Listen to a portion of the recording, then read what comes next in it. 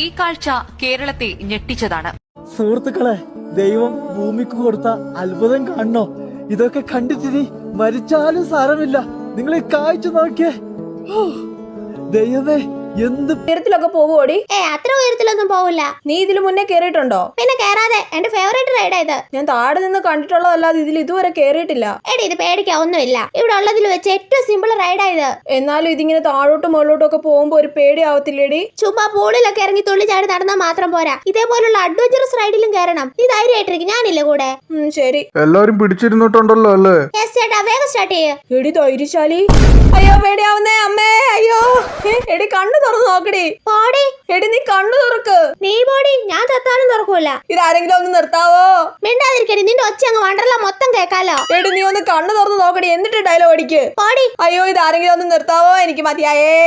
എടി കഴിഞ്ഞു, കണ്ണു തുറക്ക്.